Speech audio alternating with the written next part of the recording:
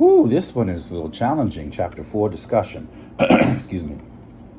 Given that Custodero suggests meaning in, with, and through is fluid, that it is open to changes in our awareness, in our own awareness, and in conditions, how can we process our own experience and understand the experience of others differently after reading this chapter? Well, one thing I remember taking from it most is that if I were to play music for my students and they act like, or they appear like they don't like it, or then maybe even they're bored, um, you have to honor that response. It's been historically the case that we decide, I guess, because of our own experiences or because of the way we were treated as young people, that young people just don't care to appreciate what we are showing them or sharing with them. But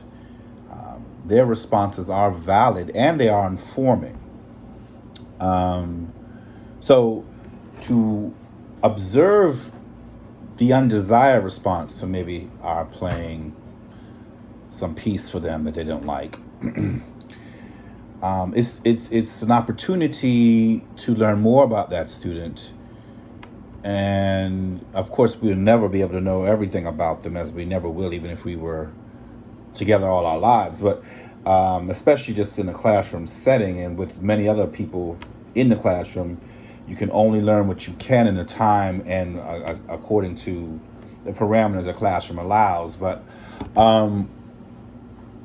it is interesting, and it can be intriguing to figure out what it is that they would like that is not familiar to them because of their prior experiences that inform their responses. That's kind of what I got out of that point that was made somewhere in the chapter.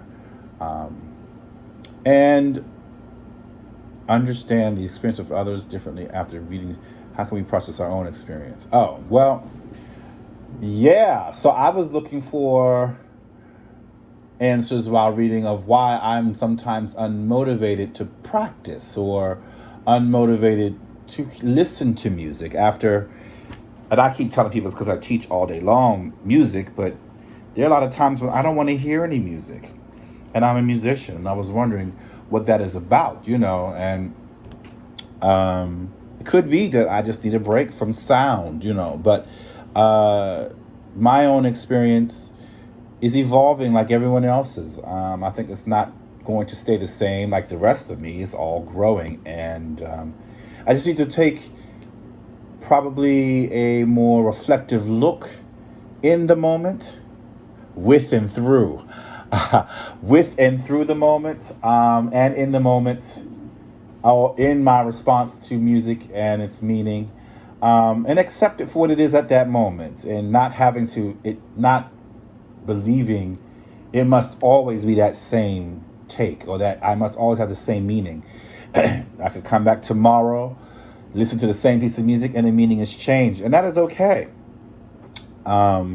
Because I am growing, I'm experiencing life and how I feel physically, because that's part of what the book talked about, how it makes me feel physically, and then also how cognitively I respond to it, because I'm hopefully always learning. So it's just kind of accepting the process of our own experiences as well as others with music.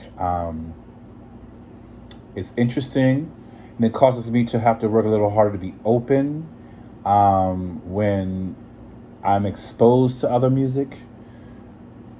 I have a really hard time using that word musics, but other musics, and not being so beholden to what I already know.